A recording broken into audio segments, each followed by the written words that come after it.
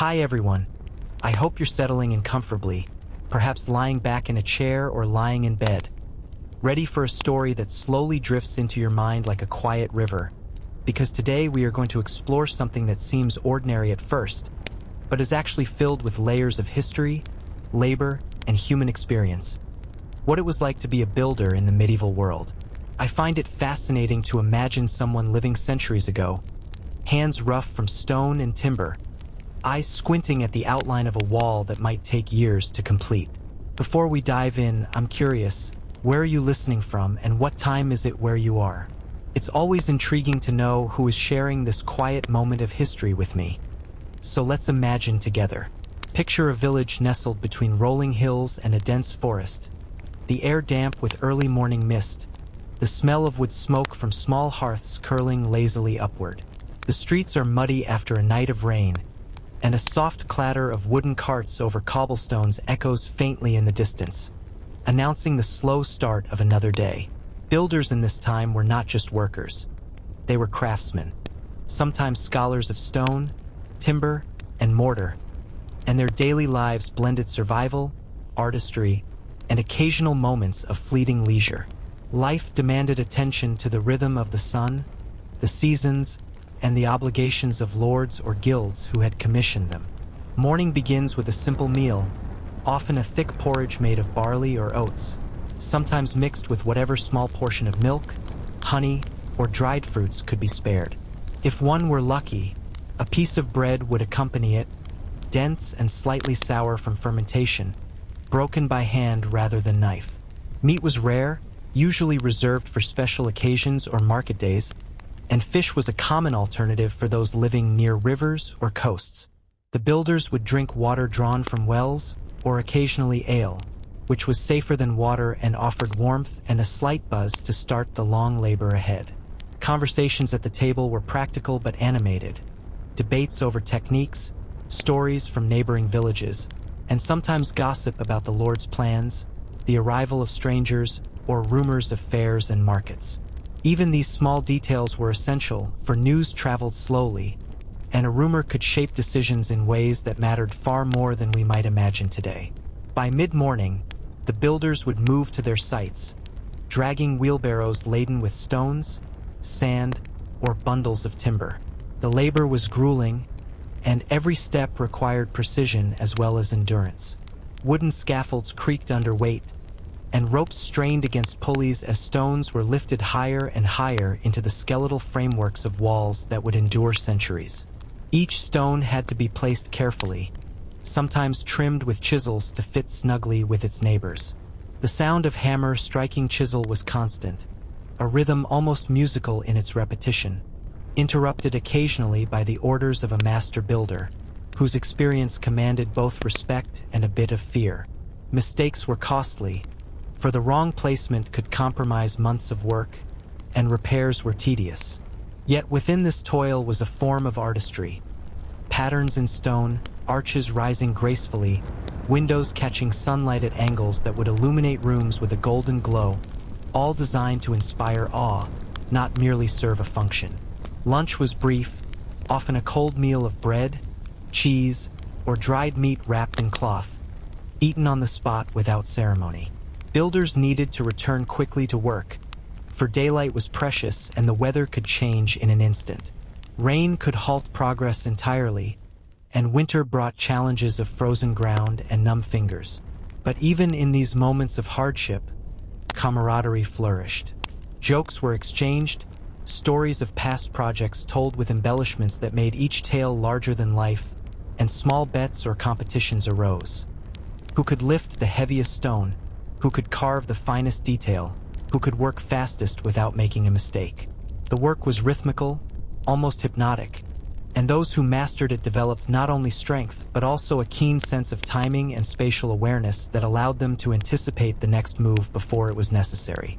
Beyond the site, builders lived in small cottages or lodgings, sometimes communal halls provided by guilds or wealthy patrons. Evenings were spent repairing tools, sharpening chisels, and preparing timber for the next day, but also in rare moments of rest, indulging in music, storytelling, or simple games. A flute might play a soft tune, accompanied by the tapping of a drum or the hum of voices singing in harmony. Festivals were cherished interruptions, occasions when the work paused and the village celebrated. Sometimes a saint's day, sometimes a harvest festival, bringing with it ale, roasted meats, and dances that could last long into the night. And in these times, builders could feel the connection between their labor and the life of the community, realizing that the walls they raised and the structures they shaped were not merely physical, but deeply woven into the social fabric around them. Even at night, the work lingered in the mind. Builders dreamed of stones and scaffolds, arches and rooftops. Techniques imagined during the quiet hours of sleep sometimes led to innovations when morning came. The life of a medieval builder was exhausting, yet filled with learning, problem-solving, and a subtle satisfaction that is hard to explain to modern ears. It is a life where every sunrise brought new challenges, every sunset brought small victories, and each season offered lessons about resilience, patience, and the intricacies of human ingenuity. And as you lie here listening, perhaps your mind wandering into these foggy villages and echoing construction sites, you might wonder not just about the labor itself, but about the people behind it, their dreams, fears, and daily small triumphs that history often forgets. You might imagine the smell of wet stone, the taste of bread rubbed with cheese, the sound of axes biting into timber, and the occasional burst of laughter that reminds us that even in toil, humans find ways to create joy. As the days slowly passed, the rhythm of medieval life for a builder became a mixture of predictable labor and unexpected twists. Imagine walking through the village as the sun rises higher, warming the damp earth, and seeing the men gather at the edge of the construction site, their hands already blistered from yesterday's toil, their eyes tracing the unfinished outline of a wall or tower that will someday define the skyline. Some stones had been quarried miles away, each one selected for weight, texture, and durability, and the process of transporting them was a small adventure in itself. Wooden sledges dragged by oxen would groan under the load, while the air smelled of earth, timber, and sweat, and the occasional bark of a dog echoed between cottages. The builders often talked of these journeys with pride, recounting moments when a particularly large block of stone nearly tipped a cart, or when a sudden rain made the road slick and treacherous, forcing them to dig in their heels and guide the oxen with a mixture of fear and exhilaration. Mid-morning brought the familiar clamor of work, the steady thump of hammers, the sharp ring of chisels striking stone, and the occasional grunt as a man heaved a heavy beam into position. There was an art to balancing strength and precision. Too much force and a stone might chip, too little and the work would stall. Some of the younger apprentices, eager to impress the master builder, would try daring maneuvers, lifting stones higher than they probably should, or attempting intricate carvings on unstable scaffolds. Occasionally, the inevitable happened. A stone slipped, narrowly missing a foot, and laughter or groans would ripple through the crew. Safety was largely instinctual. Experience was a teacher, patience a survival tool, and a good joke could ease tension after a near accident. Mealtime was an intimate ritual, simple but necessary, eaten on wooden benches or even on the ground if no tables were available. Builders gnawed on coarse bread, sometimes dipped in thin gruel or stew, their hands greasy from yesterday's work, and they spoke of weather forecasts, upcoming fairs, and local gossip. Occasionally, a traveling merchant would arrive, offering exotic spices, small trinkets, or stories from faraway towns, and the builders would listen with fascination, imagining a world beyond their hills and forests. It was these small windows into distant lands that fueled dreams of travel, adventure, and curiosity that contrasted sharply with the repetitive labor of everyday life. As the sun reached its peak, shadows lengthened and the heat of the day pressed down on the site. Builders paused to wet their hands and faces in buckets of water, sometimes dipping their hats to cool them, and the air was filled with a mixture of wood shavings, dust, and the faint smell of sweat. Master builders walked among the apprentices, offering guidance, correcting mistakes, and sometimes telling stories of legendary projects completed decades earlier. Castles that had withstood sieges, bridges that had survived floods, cathedrals whose spires seemed to scrape the heavens. Each story carried a lesson, subtly teaching the importance of patience, foresight, and respect for materials. Afternoons were a time of problem-solving and creativity. Perhaps a wall was proving unstable, requiring a clever arrangement of supporting beams, or a decorative arch refused to fit as planned, demanding an adjustment to the stones or the mortar. Builders would gather in small huddles, whispering calculations and speculations, sometimes debating heatedly whether a solution would hold or collapse. Occasionally, the laughter of children playing nearby provided a light backdrop, a reminder that life continued outside the confines of work. And if the weather turned foul, as storms often did, the builders would adapt, covering timber, securing scaffolds, and sometimes retreating to workshops to shape tools, carve details, or prepare materials for the next dry day. Evenings brought a different kind of rhythm, one that mixed exhaustion with small pleasures. A warm fire in a communal hall or hearth allowed hands and feet to thaw, while conversations meandered from work to personal stories. Tales of lost love, of births and deaths, of dreams for the future, or humorous anecdotes from earlier projects. Builders often had hobbies, however simple. Some whittled small wooden figures, others played rudimentary games with sticks and stones, and a few tried to teach themselves to read or write if the opportunity arose.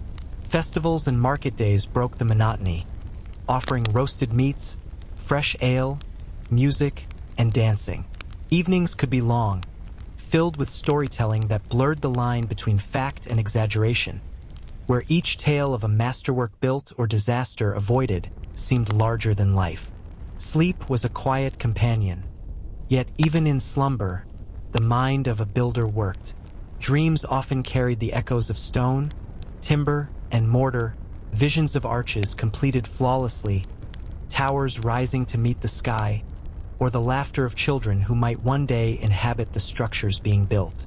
In these dreams, the boundaries between reality and imagination blurred, allowing solutions to problems faced during the day to surface, insights to take form, and a subtle pride in labor that would define their sense of purpose. Being a medieval builder was not just about erecting walls. It was about creating a lasting mark on the landscape, about contributing to the life of a community, and about learning, day by day, the intricacies of craft, the patience of nature, and the resilience required to endure both physical and social challenges. And as night enveloped the village, quiet and steady, one could almost hear the whispers of history in the wind. Stories of hands that shaped stone and wood, of builders who toiled under the same sun and stars, whose lives, while unremarkable in written records, were profoundly rich in experience, ingenuity, and the subtle triumphs of daily perseverance. Morning in the village often arrived with the sound of roosters crowing, mist hovering over the fields, and the faint aroma of baked bread drifting from small ovens. But for builders, the day began not with leisure, but with preparation. Tools had to be inspected, chisels sharpened, hammers balanced, ropes checked for frays, and scaffolds examined for stability, because even a small oversight could mean disaster when lifting heavy stones dozens of feet above the ground. Apprentices moved nervously, following the rhythm of the older men, learning by watching, listening, and occasionally fumbling, which always elicited a mix of patient correction and quiet amusement from those more experienced. It was a delicate dance between discipline and encouragement, where mistakes were teaching moments and small triumphs were celebrated with nods, claps on the back, or a rare smile. By mid-morning, the work often became a choreography of human effort and ingenuity. Stones were not merely lifted, they were positioned with care, leveled with wooden planks, and sometimes carved with intricate designs that would take months to complete. Timber beams, rough-hewn and heavy, were hoisted with ropes, pulleys, and sheer human force, the sound of wood scraping would mingling with the rhythmic pounding of chisels on stone. Occasionally, a mistake or misjudgment would send a plank sliding or a stone teetering dangerously, causing a ripple of tension followed by laughter once the danger had passed. because humor was a necessary balm for the exhaustion that filled every muscle. Conversation during this time was practical yet vibrant. Discussions of the best techniques for mortar mixing, speculation about the Lord's intentions for the project, and shared anecdotes from distant villages, sometimes exaggerated, sometimes tinged with superstition, and always leaving the workers feeling a sense of connection beyond the immediate site. Lunch was brief and practical, eaten wherever convenient, on wooden beams, on crates, or even crouched on the muddy ground. Bread, cheese, and dried meat were the staples, washed down with water or occasionally weak ale, enough to sustain without slowing the work. While the food itself was simple, the stories exchanged over these small meals were anything but mundane. Tales of mysterious travelers passing through the village, rumors of treasure hidden beneath old ruins, or strange occurrences in distant towns sparked imagination, giving builders a sense of the world beyond their immediate toil. And sometimes simple competitions arose: who could carve the most accurate design in the least time, who could lift a stone with the most elegance, or who could balance a beam most steadily. Small diversions that added excitement to the otherwise relentless work. Afternoons often presented challenges that required ingenuity and patience. Weather could turn unexpectedly, rain making scaffolds slippery and stones heavier with water, forcing builders to adapt quickly. Some days required improvisation, replacing broken ropes, adjusting the angles of beams, or experimenting with new techniques for holding structures in place while mortar dried. Master builders moved among the workers, offering guidance, correcting mistakes, and sometimes pausing to point out particularly clever solutions discovered by apprentices. A subtle way of teaching that knowledge was cumulative and respect earned through skill rather than authority alone. Amid these practical concerns, moments of beauty emerged: the first rays of sun illuminating a newly raised wall, the symmetry of arches perfectly aligned, or the play of shadows on intricate carvings. Such moments offered silent satisfaction, a reminder that even labor-intensive, repetitive work could create something enduring and profoundly human. Evenings brought a slower, reflective rhythm. After a day of exhaustion, builders returned to their lodgings or small cottages, where fires warmed frozen hands and feet, and simple meals replenished energy. Some spent hours repairing tools, carving small decorative items, or practicing techniques that could improve their work the following day. Others sought relaxation through storytelling, music, or conversation, recounting events of the day, sharing jokes, and occasionally indulging in playful rivalries. Festivals, when they occurred, provided a much-needed respite. Days of music, dancing, and celebration, where even the roughest hands could touch soft fabrics, taste spiced meats, and watch performers that seemed to bring a slice of magic into the village. Builders cherished these occasions, understanding that life was more than labor, and that joy, however fleeting, was essential to perseverance. Night was a quiet teacher as well. The world settled into darkness, fires burned low, and builders drifted into sleep, carrying with them the impressions of stone, timber, and human endeavor. Dreams were often filled with visions of structures rising, arches bending gracefully toward the sky, and the intricate interlocking of stones and beams. Solutions to problems faced during the day sometimes appeared in these dreams, guiding hands the next morning with subtle intuition. The life of a medieval builder was physically demanding, socially intricate, and mentally absorbing, where every task demanded attention, every success brought pride, and every challenge taught resilience. And even in these quiet hours, the village itself seemed alive with whispers of history. Stories lingered in the walls being built, in the stones that would stand for generations, and in the hands that shaped them. Builders were part of a lineage, unrecorded yet immortal in the structures they left behind, a living bridge between the mundane and the monumental, where every swing of a hammer, every careful alignment of a stone, and every small triumph contributed to a tapestry that was both human and eternal. In this way, being a builder was more than a profession. It was an intricate dance with time, effort, and the subtle poetry of creation, where life, labor, and art blended seamlessly, and where each day offered lessons that transcended the ordinary and edged toward the extraordinary. The next morning, as the first pale light filtered through the mist, the village stirred with familiar sounds: the lowing of cows in distant pastures, the creaking of carts on uneven roads, and the faint murmur of voices as villagers prepared for the day ahead. Builders, already awake, moved with a quiet purpose, gathering tools and surveying the previous day's progress. Each day offered new lessons. Yesterday's triumphs were foundations for today's challenges, and yesterday's mistakes lingered as warnings. Some apprentices carried lingering aches from heavy lifting or cramped positions, yet they approached their work with a mixture of anticipation and caution, aware that mastery required patience as much as strength. By mid-morning, the construction site was alive with motion. Stones were hauled from the quarry, their surfaces slick with morning dew, and laid carefully in long rows, while timber beams, rough and angular, were lifted into place with ropes and pulleys. The soundscape was complex and almost orchestral. The rhythmic pounding of hammers, the scrape of chisels carving fine details, the occasional shout of instruction from a master builder, and the soft thud of stones settling into position. Every movement demanded attention. A misaligned stone or improperly balanced beam could compromise days of labor. Yet amidst the intensity, there was artistry. Patterns formed in stone, arches rising with perfect symmetry, and windows positioned to catch sunlight just so, casting golden light into the interior of halls and chambers that would one day host families, gatherings, and stories of their own. Meals were still simple but essential. Builders ate quickly yet mindfully. Thick slices of bread, a slab of cheese, perhaps a few salted vegetables or a handful of dried fruit, and water drawn from a nearby well.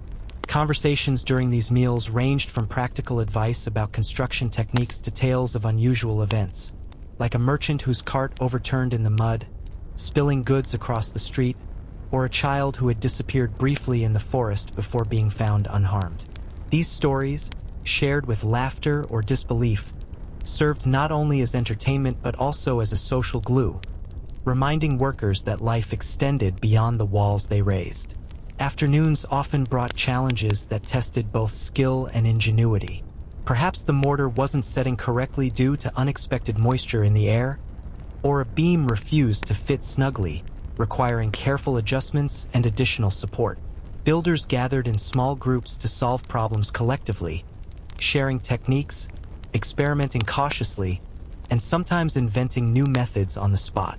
Master builders circulated, offering advice, correcting errors, and occasionally pointing out particularly clever solutions discovered by apprentices, reinforcing the principle that learning was continuous and that respect was earned through competence and innovation.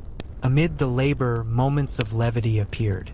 An apprentice might drop a tool in the mud, prompting laughter, or a group might engage in a friendly competition to see who could carry a beam the farthest without spilling their water jug. Even small distractions were welcomed. They broke the monotony and reminded the builders of their humanity. Occasionally, a traveling performer or storyteller passed through, captivating workers during breaks with tales of distant lands, strange creatures, or miraculous events, stirring imaginations and offering glimpses of worlds beyond their immediate horizon. As evening approached, the pace of work slowed, yet the mind remained active. Builders returned to lodgings or communal halls, warming hands over fires and repairing tools or timber for the next day. Some practiced carving ornamental details that would one day adorn doors or windows, while others played simple games, tested their strength, or shared stories of their youth and travels. Meals were hearty yet modest, often a stew made with root vegetables and bits of salted meat, accompanied by bread and sometimes a small ale. The conversations shifted to reflections, advice, and occasional jokes, a gentle counterbalance to the day's exhaustion. Night brought silence and introspection. The village seemed to exhale, and builders drifted into sleep with lingering images of arches, walls, and scaffolds. Dreams were vivid yet soothing, often presenting solutions to construction problems encountered during the day or imagining future projects that could stretch across towns or even regions. This interplay between labor and imagination, between effort and reflection, was central to the life of a medieval builder. Each day's toil embedded with lessons, each night's sleep infused with ideas and possibilities. And so, life continued. A cycle of labor, learning, and subtle joy. Builders were at once ordinary and extraordinary, crafting the tangible while shaping the intangible. Patience, skill, camaraderie, and a sense of purpose that stretched beyond individual lifetimes. Every wall erected, every beam placed, and every stone carved told a story not just of construction, but of human resilience, ingenuity, and the quiet poetry of everyday existence. Even as history often overlooked their names, the structures they created bore witness to their dedication, standing as silent monuments to the rhythm, challenges, and unexpected beauty woven into lives spent shaping both stone and community. The morning air was crisp and carried the faint scent of damp earth and wood smoke, and builders stirred with the precision of those who knew the weight of responsibility resting on their shoulders. Every day offered a new challenge, a new puzzle hidden within the simple act of raising stone walls or aligning timber beams, and there was an unspoken understanding among the workers that mistakes could have consequences far beyond the moment. Apprentices learned quickly that caution and observation were as important as physical strength. The master builder's eyes missed little, and their quiet critiques, sometimes delivered in a low voice or a simple shake of the head, could alter the course of the day's work. By mid-morning, the site had transformed into a coordinated web of human effort. Stones were meticulously stacked, each one checked against a line or a plumb to ensure accuracy. Timber scaffolds swayed gently in the wind, their creaks harmonizing with the rhythmic pounding of hammers and the sharp scrape of chisels on stone. Occasionally, a heavy beam would slip or a stone would shift unexpectedly, sending a ripple of tension through the crew. Laughter, frustration, and encouragement mingled in equal measure, a testament to the camaraderie that developed among men who shared labor, risk, and purpose. Amidst the noise, subtle artistry emerged.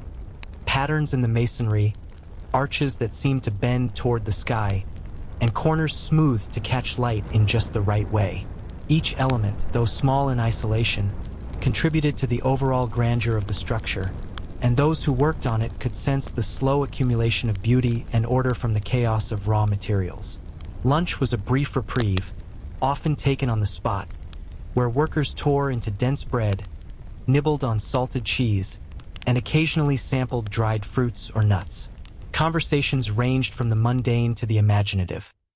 Debates over mortar consistency, tales of peculiar villagers, rumors of wandering minstrels, and whispers of distant fairs or markets. Occasionally, a small argument would flare over technique or efficiency, quickly diffused by a gesture, a shared smile, or a reminder from a master builder that the work was bigger than individual pride. Humor was a necessary balm, smoothing tension and reminding everyone that even the heaviest labor could be tempered by laughter. Afternoons demanded ingenuity and patience. Sometimes a wall refused to align perfectly, or a beam was slightly warped, requiring careful adjustment, additional supports, or even a minor redesign. Builders would huddle together, sketching with sticks in the dirt, testing hypotheses, and experimenting with different approaches. Apprentices learned to anticipate problems before they occurred, developing an intuition for materials and methods that could only come from long hours of observation and practice. Even small successes were celebrated quietly. A stone fitting seamlessly, a beam resting exactly where intended. Reminders that progress, however incremental, was tangible and meaningful. At times, afternoons brought unexpected events. A sudden rainstorm could flood sections of the site, forcing workers to move materials hastily, cover scaffolds, and adapt plans on the fly. A mischievous child might wander too close to a work area, causing a brief flurry of activity to ensure safety. Occasionally, a traveling merchant or craftsman would arrive, offering a new tool, a small insight, or a story of techniques used in faraway cities.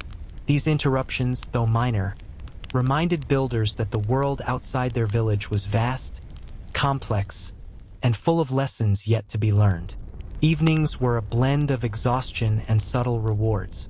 Workers returned to lodgings, warmed hands and feet over fires, and repaired tools and timber for the next day. Meals were simple yet nourishing. A stew of root vegetables and small bits of meat, bread, and sometimes weak ale. Conversation flowed easily, ranging from practical discussions of work to stories of personal histories, dreams, and hopes. Music, when available, provided a gentle counterpoint to the fatigue.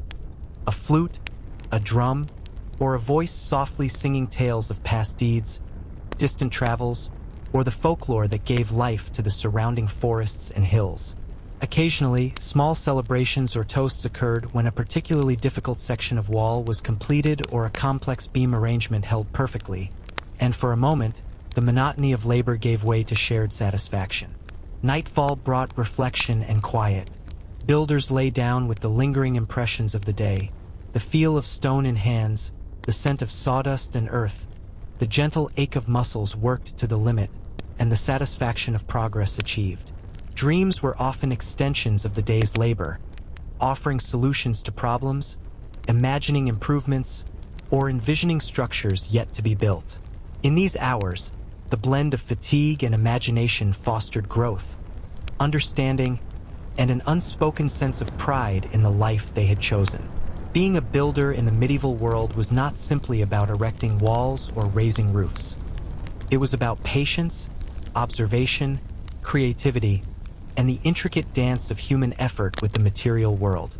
And as the village slept, the structures under construction stood as silent witnesses to the labor, ingenuity, and persistence of the people who shaped them. Each stone, each beam, each careful alignment carried stories of human endeavor, laughter, mistakes, and triumphs. Builders were both anonymous and immortal, their work bridging generations, their hands leaving marks that would endure long after individual lives faded into history. Every day, every hour, and every moment of effort contributed to something greater than themselves, a testament to the enduring rhythm of human creativity, perseverance, and the quiet poetry hidden in the ordinary yet extraordinary life of shaping the world one stone, one beam, and one careful movement at a time. The day began with a thin layer of frost glistening on rooftops, the village slowly waking under a pale winter sun.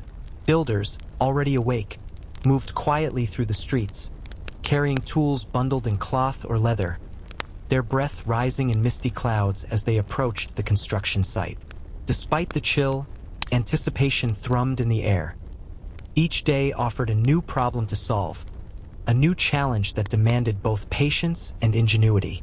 Apprentices hurried to catch up with the older men, eyes wide with focus, muscles tense, eager to prove themselves yet aware that haste could be costly. The master builders, seasoned by decades of labor, watched closely, ready to intervene with guidance, correction, or quiet encouragement. For the line between success and failure was often measured in inches, strength, and timing. By mid-morning, the site hummed with coordinated effort. Stones were dragged carefully into position, their weight a constant reminder of the precision required. Timber beams creaked as they were lifted and balanced atop scaffolds, pulleys squealing under strain, the sharp ring of chisels on stone cutting through the rhythmic thump of hammers. Occasionally, a misjudged lift or misaligned stone sent a jolt of tension through the crew, followed by laughter or groans once the immediate danger passed. Each movement was both labor and art, requiring not only physical strength but also a delicate understanding of balance, leverage, and timing. The master builders moved among the workers, offering advice, approving clever improvisations, or demonstrating techniques that seemed almost magical in their simplicity and effectiveness. Lunch was a practical affair. Dense bread, slabs of cheese, occasionally salted fish or a small piece of cured meat, and water or weak ale. Yet even this brief pause was rich with social interaction. Workers shared stories of strange occurrences in the village, unusual encounters on distant roads, or odd rumors brought by traveling merchants. Apprentices listened intently, absorbing both the practical and the fantastical, learning not only about the craft but also about the world beyond their immediate surroundings. Games and small bets often sprang up during these breaks. Who could carve the neatest detail in the shortest time? Who could lift a stone with the most elegance? Who could balance a beam while reciting a rhyme? All small diversions that lightened the monotony and strengthened camaraderie. Afternoons were demanding, requiring careful thought, improvisation, and sometimes collaboration on unprecedented problems. A section of wall might prove unstable, a beam slightly warped, or mortar refused to set as expected. Builders huddled together, sketching on the ground with sticks, testing angles, adjusting supports, and carefully relaying stones. Apprentices learned to anticipate these difficulties, developing intuition that only experience could bring, while master builders subtly guided the process, rewarding clever solutions and reinforcing lessons that would endure through years of practice. Occasionally, unexpected incidents occurred. A sudden gust of wind threatening scaffolds, a small fire sparked by a dropped lantern, or a quarrel between workers over technique, each handled with a combination of urgency, wisdom, and humor, teaching resilience, cooperation, and the subtle art of leadership. Evenings were slower, quieter, yet no less vivid. Builders returned to lodgings, hands roughened, muscles aching, minds still engaged. Fires burned low, warming cold hands and feet, while meals of root vegetable stew, bread, and small portions of meat replenished energy. Conversation shifted to reflection, advice, and storytelling. Sometimes a traveling musician or storyteller would join the lodge, providing songs, fables, or news from distant villages, moments that felt magical in contrast to the day's labor. Some apprentices practiced carving small ornaments or testing new techniques in private, while others simply sat by the fire, listening and learning from the wisdom of older workers. Festivals or special village events broke routine occasionally, offering dancing, feasting, and brief respite from the relentless rhythm of labor. Even small celebrations, a successful placement of a particularly tricky stone, a clever improvisation, or a safety avoided, were cherished, providing pride, laughter, and a sense of accomplishment. Nightfall brought quiet reflection. Builders lay down with lingering impressions of the day, the tactile memory of stone and timber, the soundscape of the site, the subtle ache of exertion, and the satisfaction of progress. Dreams often extended the day's work, presenting solutions to stubborn problems, envisioning the completion of ambitious sections, or imagining structures yet to be built. Life as a medieval builder was physically grueling, mentally demanding, socially intricate, and emotionally rich, a tapestry woven from patience, observation, creativity, and persistence. The work connected them not only to their immediate environment but also to a lineage of craftsmen whose contributions would outlast individual lifetimes, immortalized in walls, towers, and arches that would endure for generations. As the village slept, silence settled over the construction site, yet the structures themselves seemed alive, holding the memory of hands that lifted, carved, and aligned each stone and beam. Builders, though anonymous in history, left their imprint in the very bones of these buildings, and each day's effort was a testament to human ingenuity, perseverance, and the quiet poetry of labor. Every stone placed, every beam lifted, and every detail carved whispered of skill, patience, and the subtle triumphs of ordinary lives made extraordinary through craftsmanship and dedication. Even in the darkest hours, the work endured, bridging the past and the future, a rhythm of creation that spoke to the enduring power of human endeavor, the interplay of mind, body, and spirit, and the remarkable beauty hidden in the daily life of a medieval builder. Dawn arrived with a pale light filtering through the mist that clung stubbornly to the forested hills surrounding the village, and the builders were already stirring, rubbing sleep from their eyes, stretching stiff muscles, and checking tools with practiced precision. The air was crisp, carrying the scent of wet earth and smoldering hearths, and every breath seemed to wake the body fully to the day ahead. Even before the sun fully illuminated the site, the rhythm of labor had begun. Apprentices carrying timber, older builders inspecting the previous day's masonry, and the faint but steady clatter of hammers and chisels announcing that another day of careful creation was underway. The knowledge that each day could bring unforeseen challenges lent urgency to every motion. Yet there was an undercurrent of quiet excitement. Today, as always, might demand ingenuity, skill, and a measure of daring. By mid-morning, the site was alive with coordinated effort. Stones quarried from distant hills were dragged into place, their surfaces slick with dew, each one carefully examined for cracks, imperfections, or unusual weight distribution. Timber beams, rough-hewn and surprisingly heavy, were lifted using ropes, pulleys, and sheer human strength, their placement requiring not only muscle but delicate judgment of balance and alignment. The master builders moved through the site with calm authority, observing, correcting, and sometimes quietly demonstrating techniques that seemed almost magical in their efficiency. Apprentices watched intently, their minds absorbing not just the methods but the subtle rhythm of labor, the way a stone might be rolled, the exact angle to rest a beam, or the gentle tap of a chisel to reveal an almost invisible flaw. Every sound, the scrape of wood, the ring of hammer on stone, the grunt of exertion, combined into a steady chorus that marked the passage of time, a musical backdrop to a day defined by physical challenge and creative problem-solving. Lunch, though brief, was a ritual. Builders would spread their food, dense bread, hard cheese, small portions of salted meat or dried fish, on whatever surface was available. Beams, crates, or the ground itself. Water or weak ale accompanied the meal. Conversation shifted seamlessly from technical advice to gossip, from the mundane to the imaginative. Stories of distant travelers, unusual occurrences in neighboring villages, or odd happenings within the village itself were eagerly shared, each tale slightly embellished to entertain or instruct. Apprentices listened closely, learning not only the craft but also the subtle art of communication, negotiation, and understanding the wider world beyond the immediate construction site. Occasionally, playful competitions erupted: who could carve the most intricate detail in the shortest time, or who could lift a stone in a particularly daring way without faltering. Small diversions that lightened fatigue and strengthened bonds among the workers. Afternoons demanded not only skill but ingenuity. Perhaps a section of wall refused to align perfectly, or a timber beam warped slightly under the sun, forcing improvisation.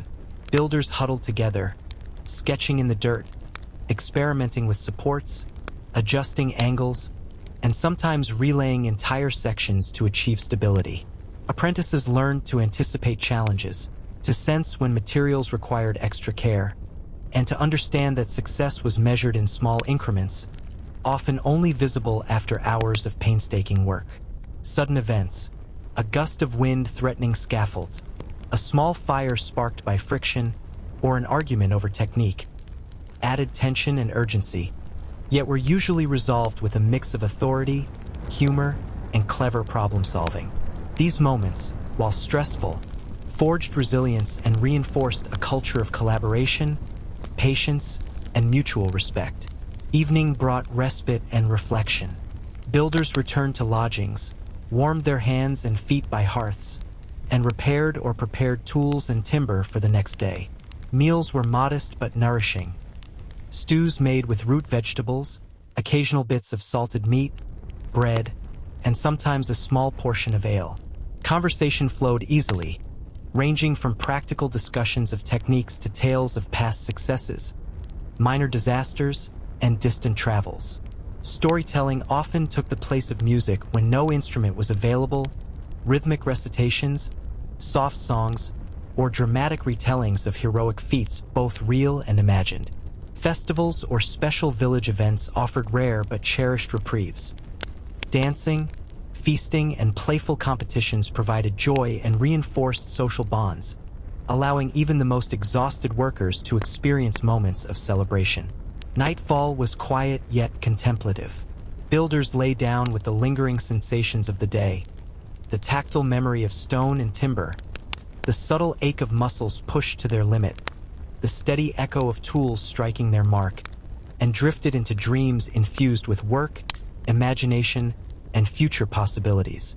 Solutions to challenging placements, new techniques for efficiency, or visions of ambitious architectural elements emerged, blending the practical with the creative. Life as a medieval builder was grueling, demanding, and socially complex, yet filled with rewards, intellectual, emotional, and sometimes even spiritual. Each day's labor connected them to a lineage of craftsmen, to a community that relied upon their skill, and to structures that would endure far longer than any individual life, a testament to human ingenuity and perseverance. As the village slept, silence descended, but the structures themselves seemed alive with memory. Walls, arches, and beams bore witness to the hands that shaped them, each stone and timber whispering stories of toil, creativity, mistakes, laughter, and triumphs. Builders, though often anonymous to history, left indelible marks on the world, blending strength, skill, patience, and artistry into creations that transcended their individual lives. Every swing of a hammer, every careful placement of a stone, and every subtle alignment of a beam was a quiet celebration of human effort, a rhythm that connected past, present, and future, and a reminder that even in ordinary labor, extraordinary beauty and resilience can emerge. The morning air was sharp with the lingering chill of early autumn, dew sparkling on the edges of wooden scaffolds, and the village slowly came to life under a muted golden light. Builders moved with a purposeful energy, carrying tools, measuring lines, and timber beams across the uneven terrain. Even as the sun rose, casting long shadows across the construction site, the rhythm of labor remained steady, a delicate balance of strength, technique, and anticipation. Every worker, from the youngest apprentice to the most seasoned master, understood that one misstep could undo hours of effort, and the tension mingled with a sense of pride that the day's work would soon be etched into history. By mid-morning, the site was alive with orchestrated motion. Stones quarried from distant hills were carefully examined and positioned, their surfaces damp from dew or occasional rain, while timber beams were hoisted with ropes, pulleys, and coordinated human effort. The clatter of hammers striking stone, the scrape of chisels, and the occasional shout of instruction created a symphony of labor, both chaotic and precise. Mistakes happened, as they always did. A misplaced stone, a slip of a chisel, a beam that refused to balance perfectly. But these incidents, rather than discouraging, offered moments of learning and laughter. The apprentices, eager to prove themselves, observed closely, mimicking techniques, testing their strength, and absorbing the rhythm of work as if it were a language they had to learn through body and mind. Lunchtime was brief yet essential. Builders tore into dense bread, nibbled on chunks of cheese, or sampled bits of dried or salted meat, washing it down with water or weak ale. Conversation was lively, flowing from technical debates about mortar consistency to tales of distant towns, rumors of wandering minstrels, or odd occurrences within the village. Occasionally, small contests arose, a competition over the neatest carving, the cleverest lifting technique, or the fastest task completion, which lightened spirits and strengthened camaraderie. Even these brief pauses reinforced a culture of learning, skill sharing, and social bonding, reminding workers that despite the physical strain, their community thrived on collaboration and shared experiences. Afternoons demanded creativity and problem-solving. Perhaps a wall leaned slightly, requiring delicate reinforcement, or a timber beam warped under the sun's heat, necessitating careful adjustment. Builders would huddle together, sketching solutions in the dirt, testing angles, improvising supports, and relaying sections of stone with painstaking care. Master builders guided the process subtly, praising ingenuity and reinforcing lessons that extended beyond the day's work, teaching apprentices the value of foresight, adaptability, and precise observation. At times, unexpected events punctuated the rhythm. a gust of wind threatening scaffolds, a small fire sparked by friction, or a sudden dispute over technique. Each challenge, though stressful, became an opportunity for growth, for humor, and for the strengthening of trust between workers as they learned to anticipate, adapt, and cooperate. Evenings brought a slower pace, yet no less intensity of mind. Builders returned to lodgings, tending fires that warmed their hands and feet, and repaired or prepared tools and timber for the following day. Meals were modest but hearty: root vegetable stew, bread, occasional pieces of meat, and perhaps a small sip of ale. Conversation drifted from work to personal stories, from reflections on the day's triumphs to musings about the village, the seasons, or the distant lands hinted at by traveling merchants and performers.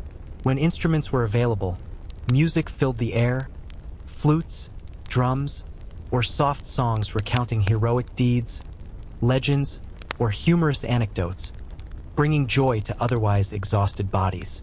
Festivals and special events punctuated routine, offering dancing, feasting, and moments of collective celebration, cherished as reminders that even the hardest labor had moments of reward and delight.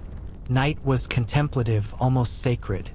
Builders lay down with the echoes of the day lingering in mind and body, the tactile memory of stone and timber, the ache of muscles pushed to their limits, the satisfaction of clever problem-solving, and the quiet pride of progress achieved. Dreams often carried the work forward, presenting solutions to problems, imagining new architectural features, or envisioning completed structures that would endure long after the individual laborers had passed. Life as a medieval builder was challenging, demanding, and socially rich, intertwining physical effort with intellectual engagement and human connection with creative accomplishment. Each day contributed to a lineage of craftsmen whose work would silently speak across generations, immortalizing skill, resilience, and the artistry of ordinary lives shaped by labor and imagination. As the village fell into silence, the construction site stood as a quiet witness to countless hands at work, each stone and timber imbued with effort, care, and attention. Builders, though often anonymous to history, left an enduring legacy. Structures that would survive weather, war, and time, monuments to human diligence, intelligence, and the subtle poetry of daily labor. Each hammer strike, careful alignment, and subtle adjustment told a story of perseverance, problem-solving, and quiet triumph, weaving a rhythm that connected the past, present, and future. Even in the darkness, the work endured, a testament to the extraordinary beauty inherent in the ordinary life of those who built with both hands and hearts fully engaged, shaping not just buildings but the very rhythm of village life. The day broke with a soft, muted light that barely illuminated the mist settling over the village, yet the construction site was already alive with movement.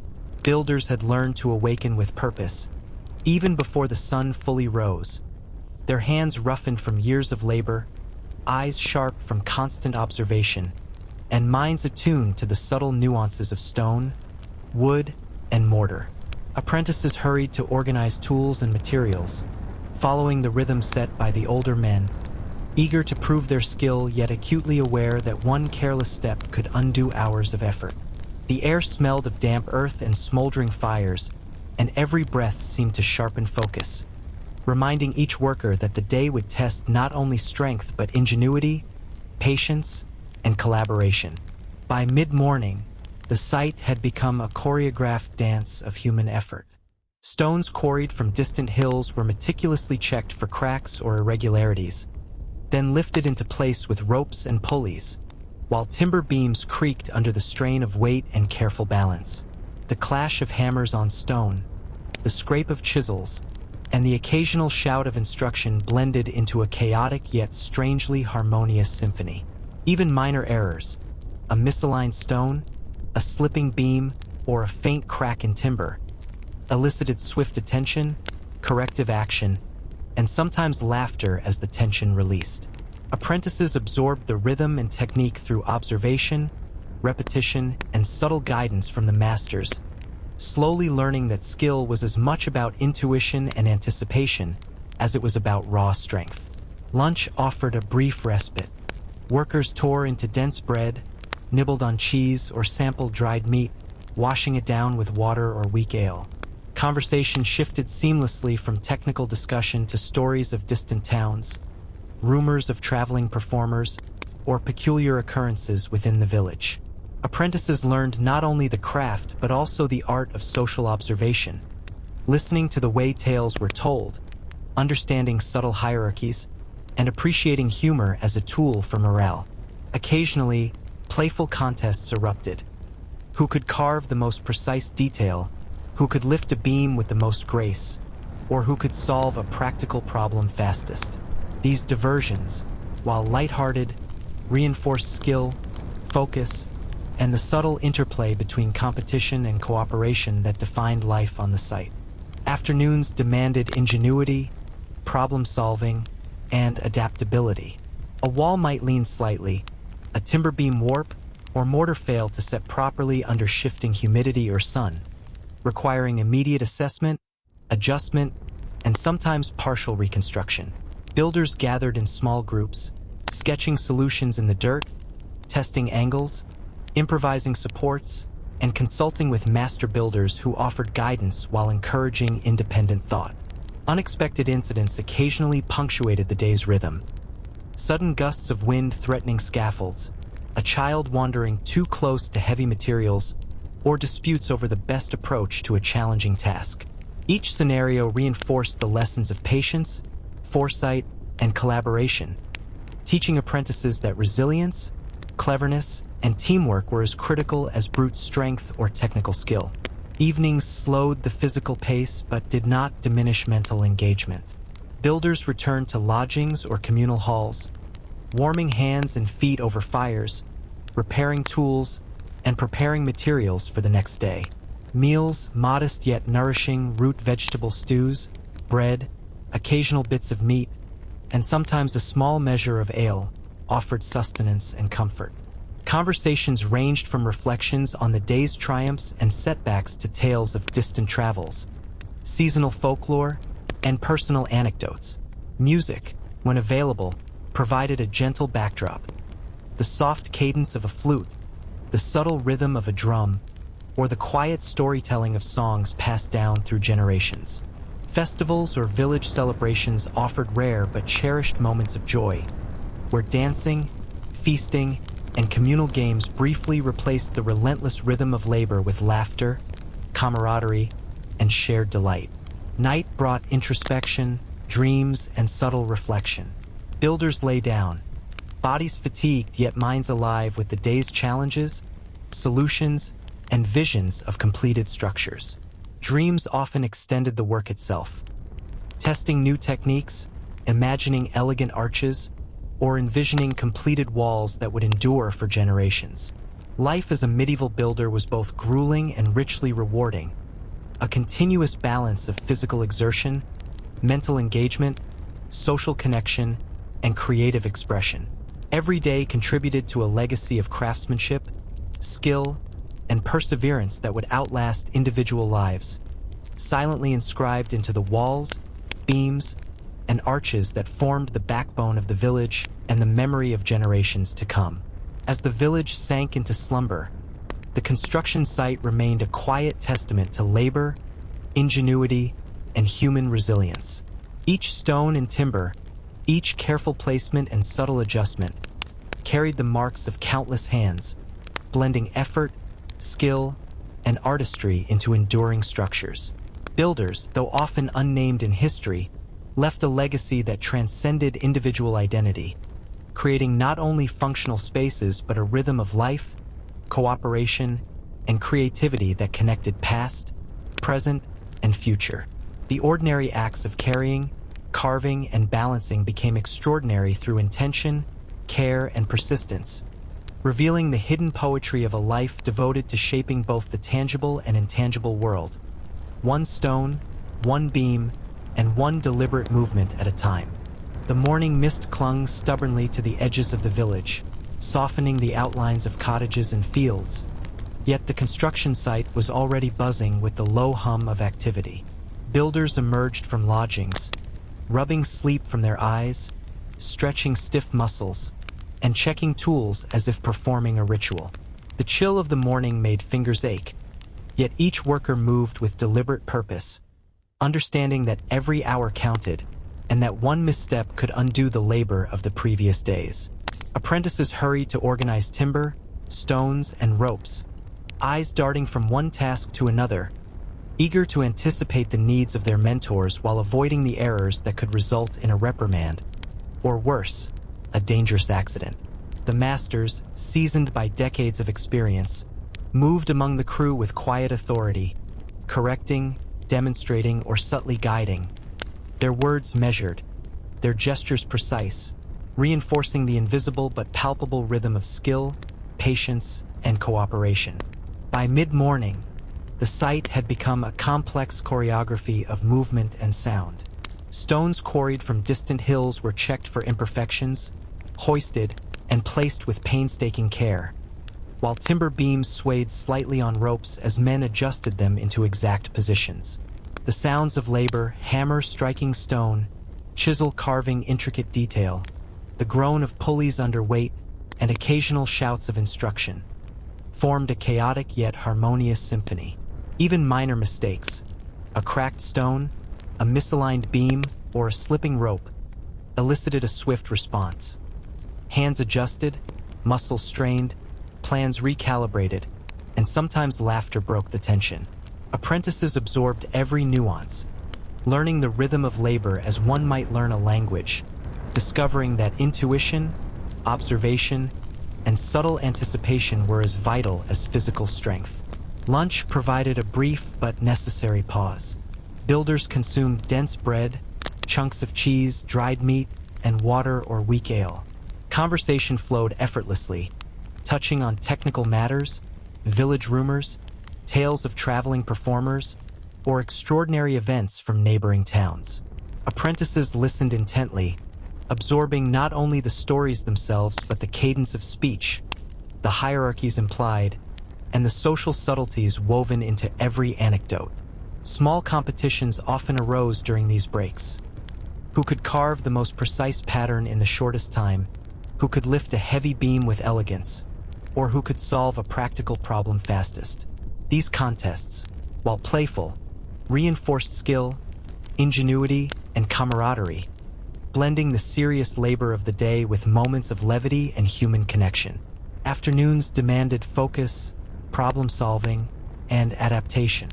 Walls sometimes leaned unexpectedly, timber warped under the sun or rain, and mortar refused to set consistently, requiring careful reassessment, realignment, and inventive solutions. Builders huddled together, sketching techniques in the dirt, testing angles, and improvising supports, while master builders circulated, offering subtle guidance, approving clever improvisation, and reinforcing lessons that would endure beyond the day's work. Occasionally, unforeseen events punctuated the rhythm. A sudden gust of wind rocked scaffolds, a lantern sparked a small fire, or a dispute flared over the correct approach to a challenging task. Each incident, though disruptive, became a lesson in resilience, quick thinking, and cooperative problem-solving, deepening trust and skill among the workers. Evenings were quieter but no less vivid. Builders returned to lodgings or communal halls, warming hands and feet over fires, repairing tools, and preparing materials for the following day. Meals were simple yet hearty. Stews made with root vegetables and small portions of meat, accompanied by bread and occasionally a sip of ale. Conversation shifted from technical concerns to reflections on the day, stories of distant travels, seasonal folklore, and personal anecdotes. When instruments were available, music filled the air, soft rhythms on drums, the haunting notes of flutes, or singing that recounted heroic deeds, fables, or humorous tales. Festivals and village celebrations punctuated routine, providing dancing, feasting, and moments of collective joy, reminders that even the most arduous labor was interspersed with pleasure and social bonding. Night brought contemplation and the blending of effort and imagination. Builders lay down, bodies tired yet minds active, replaying the day's work, imagining solutions to difficult problems, and envisioning structures that might one day stand as monuments to their labor. Dreams often extended the craft, offering inspiration, refinement, or imaginative solutions that might not have been obvious during waking hours. Life as a medieval builder was demanding, socially intricate, and mentally engaging, a continuous negotiation between physical exertion, creativity, and community. Each day's labor contributed to a larger tapestry of craftsmanship, resilience, and artistry that would endure beyond individual lifetimes, silently inscribed in walls, beams, and arches that would stand for generations. As the village sank into quiet, the construction site became a silent witness to tireless hands at work, each stone and timber carrying the imprint of skill, care, and intention. Builders, though rarely recorded in chronicles, left a tangible legacy. Structures that withstood weather, time, and history, embodying human ingenuity, patience, and the subtle poetry of ordinary life transformed by dedication. Every swing of a hammer, every careful placement of stone, and every nuanced adjustment of timber told a story of perseverance, collaboration, and the extraordinary artistry hidden within seemingly mundane labor. Even in darkness, the work endured, a rhythm of human effort, imagination, and resilience echoing through generations, connecting past, present, and future in a continuous testament to the remarkable life of a medieval builder. The morning light seeped gently through the misty air, brushing the rooftops and scaffolds with a pale, ethereal glow, and the village began to stir with the rhythm of expectation. Builders emerged from their lodgings, muscles stiff from rest but honed by years of labor, their hands immediately finding the familiar contours of tools and ropes, preparing for another day of relentless yet purposeful effort. Apprentices hurried to arrange timber, check ropes, and inspect stones, eyes darting in anticipation of instructions, eager to prove their skill while mindful of the subtle dangers that could turn a small error into catastrophe. The masters walked among them silently, assessing, correcting, and occasionally demonstrating techniques with a fluidity born of decades of experience. Their movements precise, almost instinctive, guiding the site without the need for constant words. By mid-morning, the site had become a carefully orchestrated dance of strength, skill, and timing. Stones were checked for imperfections, aligned with meticulous care, and hoisted into place using a combination of pulleys, ropes, and human coordination. Timber beams, heavy and unyielding, swayed slightly as they were lifted, their balance depending on precise angles, leverage, and coordinated effort. The air vibrated with sound, hammers ringing against stone, chisels scraping with steady rhythm, the occasional shout carrying urgent instructions or corrections. Even minor mishaps, a stone sliding unexpectedly, a beam tilting, were met with immediate adjustments and sometimes a shared laugh, reinforcing the shared responsibility and camaraderie among workers. Apprentices absorbed lessons silently, watching how master builders anticipated challenges, corrected subtle errors, and balanced efficiency with safety, gradually learning that skill was as much about perception and foresight as it was about muscle. Lunch offered a brief respite but remained full of social richness. Workers tore into dense bread, nibbled on cheese, and shared small portions of dried or salted meat, accompanied by water or weak ale. Conversations flowed naturally, moving from technical advice about mortar consistency to stories of distant towns, rumors of wandering performers, or amusing misadventures within the village. Apprentices learned the social rhythms of the site, how to listen, when to speak, and the subtleties of hierarchy and respect, as well as the content of the tales themselves. Occasionally, brief competitions erupted. Who could carve the most intricate pattern, lift a beam most gracefully, or solve a practical problem most efficiently? These games, while lighthearted, reinforced precision, focus, ingenuity, and mutual respect, demonstrating that play and work often existed in tandem, each enhancing the other. Afternoons demanded problem-solving, adaptability, and ingenuity. Walls sometimes leaned unexpectedly, Timber beams warped under sun or moisture, and mortar could set inconsistently, requiring careful assessment, realignment, and sometimes complete reconstruction. Builders gathered in small groups, sketching angles in the dirt, experimenting with temporary supports, or quietly debating strategies, while masters guided subtly, offering corrections, approving clever improvisation, and teaching lessons that would endure long after the immediate problem was solved. Unpredictable events, gusts of wind, a child wandering near scaffolds, or a minor quarrel over technique, punctuated the day, challenging the workers to respond with calm efficiency, creativity, and teamwork. These moments, though tense, became lessons in resilience, observation, and coordination, reinforcing bonds among the builders and deepening apprentices' understanding of both craft and community. Evenings were a mixture of quiet reflection and subtle celebration. Builders returned to lodgings or communal halls, warming themselves beside fires, repairing or preparing tools, and discussing the day's challenges and successes.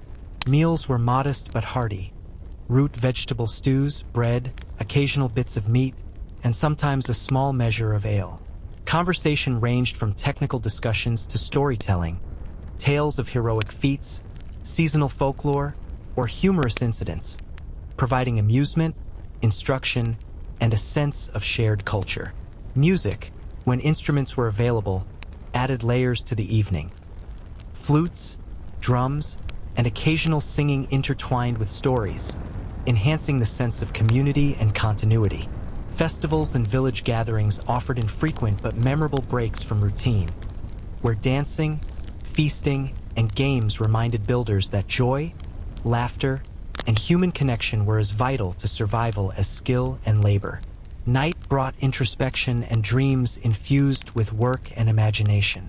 Builders lay down, bodies fatigued but minds active, replaying successes, considering solutions for stubborn problems, and envisioning completed structures that would endure beyond individual lifetimes. Dreams often carried practical insights, guiding hands in the subtle manipulation of stone and timber, and inspiring creativity that would be tested and refined in waking hours. Life as a medieval builder demanded physical endurance, mental acuity, and social intelligence, blending effort, skill, creativity, and empathy into a daily rhythm that produced structures capable of outlasting generations. Each stone, each beam, each adjustment was a testament to patience, knowledge, and the extraordinary beauty inherent in seemingly ordinary labor. As the village slept, the construction site remained a quiet witness to human persistence and artistry. Stones and timber held the memory of hands that shaped them, each line and placement a story of effort, care, and ingenuity. Builders, though rarely named in history, left legacies etched in architecture, blending functionality with artistry, labor with imagination, and ordinary work with enduring impact. Every hammer strike, careful alignment, and subtle adjustment spoke of perseverance, cooperation, and the hidden poetry of a life devoted to shaping not only buildings but the rhythm, culture, and spirit of a community, leaving traces that would resonate long after the work itself was complete. The first light of dawn filtered through a thin veil of fog, painting the village in muted shades of gray and gold, while the construction site stirred with familiar energy. Builders emerged from lodgings, stretching stiff limbs and checking tools with meticulous care, each movement a practiced ritual honed over years of labor. Apprentices scurried to arrange timber, inspect ropes, and prepare stones, eager to anticipate the needs of their mentors and conscious of the fine line between diligence and error. The masters moved quietly among them, offering instruction only when necessary, their gestures subtle, their presence commanding, guiding the intricate dance of labor without interrupting its rhythm. Each day brought its own challenges, yet there was a quiet excitement in knowing that today might present something wholly unexpected, requiring ingenuity, skill, and the careful application of knowledge accumulated over decades.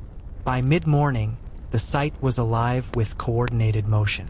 Stones were meticulously examined, hoisted, and set into place with ropes, pulleys, and synchronized human effort, while timber beams groaned under their own weight, balanced delicately by careful hands and practiced judgment. The air resonated with sound.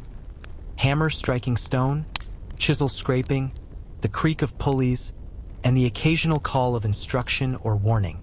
Minor errors, a misaligned stone, a shifting beam, or an unsteady scaffold, were met with immediate correction, often accompanied by laughter or a shared sigh of relief once danger passed.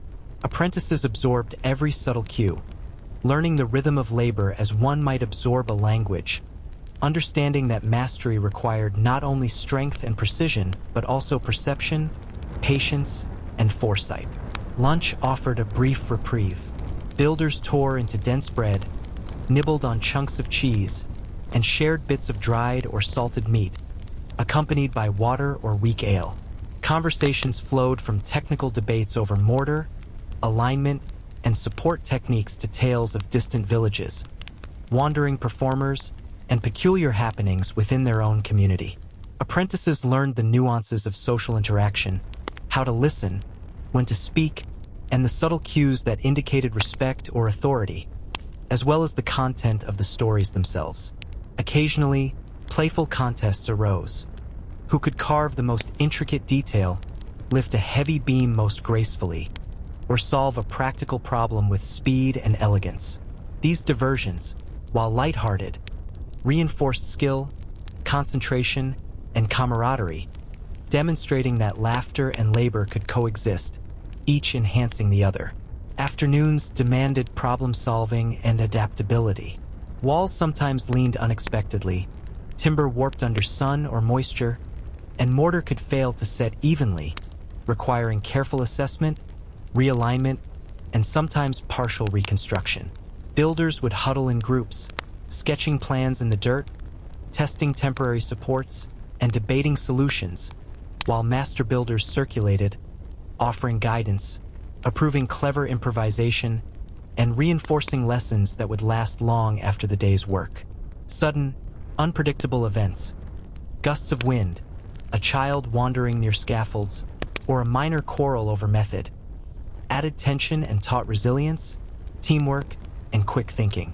Each challenge, though disruptive, became an opportunity to strengthen skill, social cohesion, and trust, ensuring that both the structure and the community remained sound. Evenings were quieter but rich in reflection. Builders returned to lodgings or communal halls, tending fires that warmed aching hands and feet, repairing tools, and preparing materials for the next day. Meals were simple yet nourishing. Root vegetable stews, bread, occasional pieces of meat, and sometimes a sip of ale. Conversations shifted from technical matters to storytelling, fables, heroic deeds, seasonal legends, or humorous anecdotes that entertained, instructed, and reinforced cultural continuity. Music, when available, enhanced the evenings. Flutes, drums, and singing interwove with stories, creating a sense of rhythm and continuity that soothed both mind and body. Festivals or village gatherings offered rare but cherished breaks, where dancing, feasting, and communal games reminded builders that joy, connection, and shared celebration were as vital as skill and labor. Night was a time for introspection and imaginative continuation of the day's work. Builders lay down, bodies weary but minds active, replaying successes, contemplating solutions to ongoing challenges, and envisioning the completed structures that would endure long beyond individual lifetimes. Dreams often carried inspiration, offering insights into technique, balance, and creative possibilities that might not have been evident while awake. Life as a medieval builder demanded physical endurance, mental agility, and social intelligence, blending labor, creativity, and collaboration into a daily rhythm that produced structures capable of standing for centuries. Each stone placed, each beam adjusted, each subtle correction reflected patience, knowledge, and the extraordinary artistry found within the ordinary. As the village settled into silence, the construction site remained a quiet witness to human effort, skill, and resilience. Stones and timber held the memory of hands that shaped them, each placement and alignment a testament to care, ingenuity, and artistry. Builders, though seldom named in history, left enduring legacies in the structures they created, blending practicality with beauty, labor with creativity, and effort with imagination.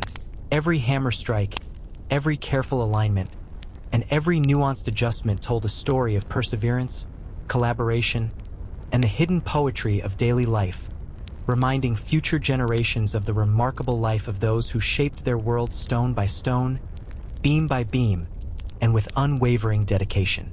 The morning unfolded with a gentle hush. The village bathed in a soft light that made the dew on rooftops and scaffolds glisten like tiny jewels, while the construction site came alive with familiar urgency. Builders emerged from lodgings, stretching stiff muscles, adjusting gloves and aprons, and checking ropes, pulleys, and chisels with careful precision, each movement a reflection of years of learned routine. Apprentices moved quickly, arranging timber, inspecting stones, and anticipating instructions, aware that attention to detail could prevent accidents and save hours of labor. Master builders circulated silently among them, observing technique, offering subtle corrections, and occasionally demonstrating a maneuver with an effortless grace that seemed almost magical. Every day brought its own challenges, yet anticipation lingered. What hidden difficulty might arise today? What clever solution could be discovered? And which apprentice might reveal surprising skill or ingenuity? By mid-morning, the site pulsed with coordinated effort. Stones quarried from distant hills were carefully examined for cracks, flaws, or irregular shapes, then hoisted into place with ropes, pulleys, and precise teamwork. Timber beams groaned under weight, balanced delicately by multiple hands as they were guided into exact positions. The air resonated with the sounds of labor, hammer against stone, chisel carving intricate detail, rope pulleys creaking under strain, and occasional calls of instruction or warning. Minor mishaps, a stone slipping slightly, a beam tilting unexpectedly, or a miscalculated alignment, were met with swift correction, often accompanied by a chuckle or a sigh of relief once stability was restored. Apprentices watched closely, learning not only technique but the subtle art of judgment, timing, and anticipation that distinguished the skilled from the merely strong. Lunch brought a temporary reprieve, a brief gathering where the workers consumed dense bread, hard cheese, small portions of salted or dried meat, and sips of water or weak ale. Conversations were lively, weaving between technical discussion of mortars, angles, and support structures, to rumors from nearby villages, tales of traveling performers, or unusual happenings in the region. Apprentices absorbed not only the stories themselves but the rhythm and tone of social interaction, learning when to speak, how to gauge authority, and how humor could ease tension and strengthen bonds. Occasionally, competitions erupted during breaks. Who could carve the most intricate stone pattern, lift a beam with the greatest grace, or solve a practical problem most efficiently? These moments of play, while lighthearted, reinforced dexterity, focus, and camaraderie, demonstrating that labor and leisure were not mutually exclusive, but rather complementary aspects of village life. Afternoons demanded creativity, observation, and ingenuity. Walls sometimes leaned unexpectedly, timber warped under sun or rain, and mortar set unevenly, necessitating careful adjustment, improvisation, and occasionally partial reconstruction. Builders would gather in groups, sketching angles in dirt, testing temporary supports, and debating strategies, while master builders circulated, approving clever improvisation, offering subtle corrections, and emphasizing lessons that would persist far beyond the day's immediate work. Sudden incidents, gusts of wind rocking scaffolds, small fires sparked by friction, or disputes over methods, tested the team's resilience, collaboration, and problem-solving skills. Each challenge, though disruptive, became a lesson in focus, quick thinking, and social cohesion, teaching apprentices the delicate balance between initiative and respect, speed and safety, innovation and tradition. Evenings carried a slower, reflective rhythm. Builders returned to lodgings or communal halls, tending fires, repairing and preparing tools for the next day, and sharing meals of hearty stews, bread, occasional meat, and sometimes a modest measure of ale. Conversations ranged from the day's technical achievements to tales of heroic or humorous events, seasonal folklore, and reflections on personal experiences. Music, flutes, drums, or singing added a subtle rhythm to these moments, enhancing the sense of continuity and community. Festivals or village celebrations offered rare yet cherished relief from the labor, where dancing, feasting, and playful games reminded builders that joy, human connection, and shared celebration were essential to life, as necessary as skill, strength, and endurance. Night brought contemplation, rest, and dreams intertwined with the day's labor. Builders lay down, bodies exhausted yet minds alive, replaying tasks, imagining solutions to persistent challenges, and envisioning the structures they helped shape. Dreams often offered inspiration, subtle improvements, elegant adjustments, or ingenious methods not previously considered, bridging imagination and practical skill. Life as a medieval builder demanded endurance, intellect, and social awareness, blending physical effort with creativity and community engagement. Every stone placed, beam adjusted, and correction made reflected patience, knowledge, and artistry, transforming ordinary labor into a legacy capable of outlasting generations. As the village slept, the construction site stood in quiet testimony to human skill and perseverance. Stones and timber bore the mark of hands that had shaped them with care, each placement narrating a story of labor, thought, and creativity. Builders, though rarely recorded in chronicles, left enduring legacies in the structures they constructed, blending functionality with aesthetic sensibility, effort with ingenuity, and work with imagination. Each hammer strike, subtle alignment, and careful adjustment spoke of persistence, collaboration, and the hidden poetry of a life devoted to creation, leaving traces that would echo across time, silently teaching future generations the remarkable craft of medieval building. Dawn broke slowly, painting the village with soft hues of amber and silver, while a thin mist lingered over the scaffolds and fields.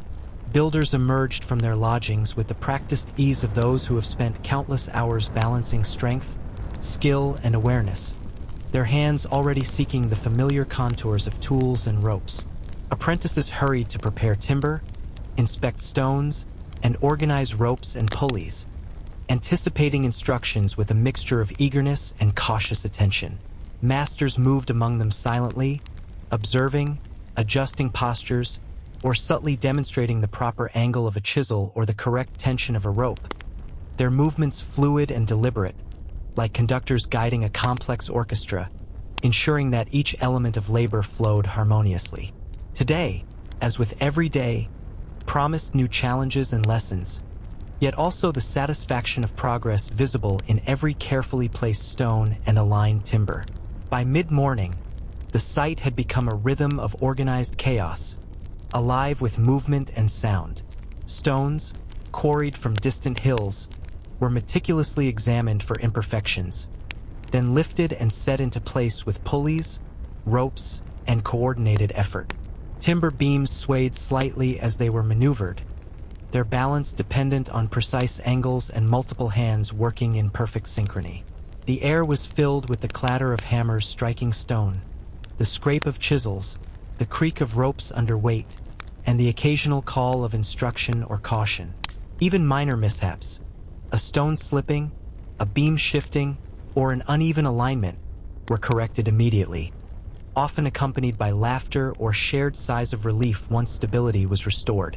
Apprentices watched carefully, absorbing not only technique but also the subtle art of judgment, anticipation, and timing that separated a skilled builder from a novice. Lunch offered a brief interlude, a time for rest, sustenance, and camaraderie. Workers tore into dense bread, nibbled on hard cheese, and shared portions of dried or salted meat, washed down with water or weak ale. Conversation flowed freely, weaving between discussions of technical methods, alignment, and mortar consistency, to tales of distant towns, wandering performers, and peculiar incidents in the village. Apprentices learned to read social cues, gauge authority, and appreciate the nuances of humor and storytelling as tools for morale and cohesion. Occasionally, playful competitions emerged. Who could carve the most intricate pattern, lift a heavy beam with finesse, or solve a practical problem efficiently, reinforcing skill, focus, and cooperation while allowing brief moments of levity in the midst of relentless labor. Afternoons required adaptability, ingenuity, and problem-solving. Walls sometimes leaned unexpectedly, timber warped under sun or moisture, and mortar could fail to set evenly, necessitating careful assessment, realignment, or partial reconstruction. Builders gathered in small groups, sketching plans in the dirt, testing temporary supports, and debating the best approaches, while master builders circulated, approving clever improvisation, offering subtle corrections, and emphasizing lessons that would endure far beyond the day's work. Unexpected events, gusts of wind rocking scaffolds, minor fires sparked by friction, or disputes over technique, tested the team's resilience, collaboration, and capacity for quick thinking. Each incident, though disruptive, became an opportunity for learning, strengthening trust, and demonstrating the importance of balance between initiative, safety, and tradition. Evenings were quieter but rich with reflection, storytelling, and subtle celebration. Builders returned to lodgings or communal halls, tending fires that warmed hands and feet, repairing tools, and preparing materials for the following day. Meals were simple yet nourishing. Hearty stews with root vegetables, bread, occasional bits of meat, and sometimes a small measure of ale. Conversations ranged from recounting the day's technical successes to stories of heroism, humor, seasonal folklore, or personal anecdotes, fostering a sense of continuity and community. Music, flutes, drums, and singing provided a gentle rhythm to the evening, connecting work and leisure and reinforcing the social bonds that sustained village life. Festivals and gatherings offered rare, cherished relief, where dancing, feasting, and playful games reminded builders that joy, connection, and shared celebration were as vital as skill, strength, and endurance. Night was a time for introspection, rest, and imagination. Builders lay down, bodies weary yet minds active, replaying accomplishments, contemplating solutions to stubborn challenges, and envisioning structures that would endure for generations. Dreams often carried inspiration, offering subtle adjustments, clever solutions, or elegant refinements that might not have been apparent during waking hours. Life as a medieval builder demanded endurance, intellect, and social awareness, blending physical labor with creativity and collaboration into a daily rhythm that produced structures capable of outlasting generations. Every stone placed, every beam adjusted, and every careful correction reflected patience, knowledge, and artistry, transforming ordinary labor into a legacy capable of echoing through centuries. As the village slumbered, the construction site stood silent, bearing witness to human skill, persistence, and artistry. Stones and timber held the memory of hands that shaped them, each placement telling a story of effort, care, and ingenuity. Builders, though seldom mentioned in chronicles, left enduring legacies in the structures they created, blending practicality with beauty, labor with imagination, and ordinary effort with extraordinary impact.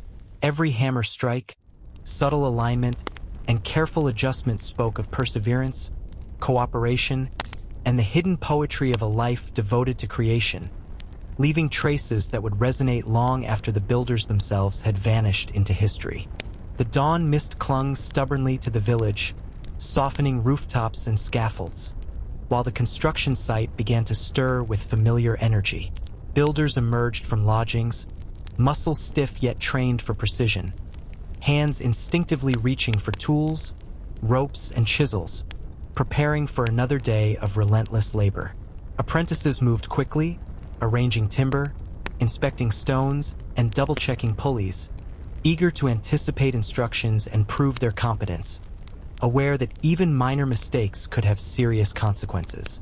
Masters circulated silently, observing technique, offering subtle guidance, or demonstrating intricate maneuvers with effortless grace, ensuring that every movement contributed to the rhythm and safety of the work. There was a quiet anticipation in the air, the unspoken understanding that today might challenge skill, creativity, or patience in ways not yet imagined. By mid-morning, the site was alive with coordinated motion. Stones, quarried from distant hills, were inspected carefully, hoisted, and fitted into place using pulleys, ropes, and precise timing. Timber beams groaned under weight, their placement requiring balance and coordination from multiple hands. The sounds of labor filled the air, hammers striking stone, chisels scraping, ropes creaking under tension, and occasional shouts of instruction or warning. Minor errors, a shifting stone, a tilted beam, or a loose rope, were met with immediate correction, sometimes accompanied by laughter or sighs of relief. Apprentices watched closely, learning the delicate interplay of strength, perception, and anticipation, understanding that mastery required far more than brute force. Lunch provided a brief but socially rich interlude. Builders tore into dense bread, nibbled on cheese, and shared small portions of dried or salted meat, washed down with water or weak ale. Conversations meandered between technical discussions of alignment, mortar, and structural integrity, to tales of distant towns, wandering performers, and unusual happenings in the village. Apprentices absorbed these social cues, learning when to speak, how to respect hierarchy, and how humor could ease tension, foster cooperation, and strengthen bonds. Occasionally, playful contests arose. Who could carve the most intricate pattern, lift a heavy beam gracefully, or solve a practical problem efficiently? These games, while lighthearted, reinforced skill, focus, and camaraderie, blending work and leisure seamlessly. Afternoons were unpredictable, demanding ingenuity, careful observation, and adaptive problem-solving. Walls sometimes leaned unexpectedly, timber warped under sun or rain, and mortar failed to set uniformly, requiring reassessment and occasionally partial reconstruction.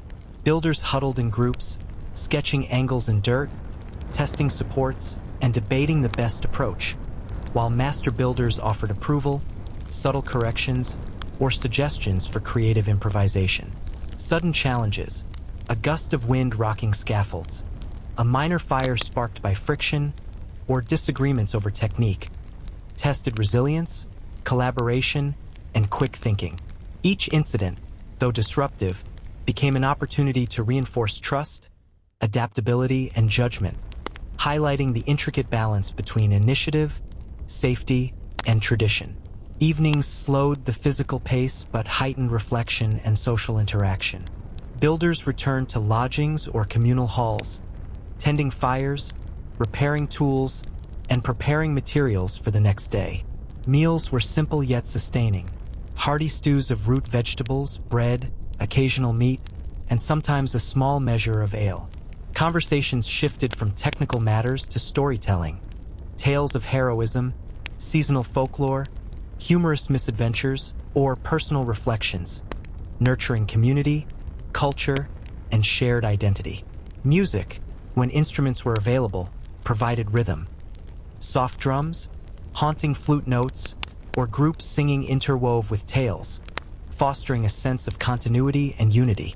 Festivals and village celebrations offered infrequent but joyful reprieves, where dancing, feasting, and playful games reminded builders that delight, connection, and shared experience were as vital as skill, strength, and endurance. Night offered contemplation, dreams, and subconscious refinement of skills. Builders lay down, bodies exhausted yet minds alert, replaying challenges, considering solutions, and envisioning structures that might endure for generations. Dreams frequently carried subtle insights, improvements in technique, new ways to balance beams, or inventive ways to secure stone. bridging imagination with practice. Life as a medieval builder demanded not only physical endurance and mental acuity but also social intelligence, blending effort, creativity, and collaboration into a rhythm capable of producing enduring structures. Each stone placed, each beam adjusted, each subtle correction reflected patience, skill, and artistry, transforming ordinary labor into a legacy capable of resonating through time. As the village slept, the construction site remained a quiet witness to human skill, perseverance, and artistry. Stones and timber retained the memory of hands that shaped them, each placement narrating a story of effort, care, and ingenuity.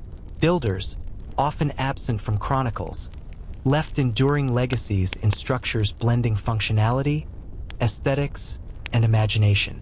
Every hammer strike, subtle alignment, and careful adjustment spoke of determination, collaboration, and the hidden poetry of labor, leaving traces that would resonate through history, teaching future generations the remarkable craft of medieval building.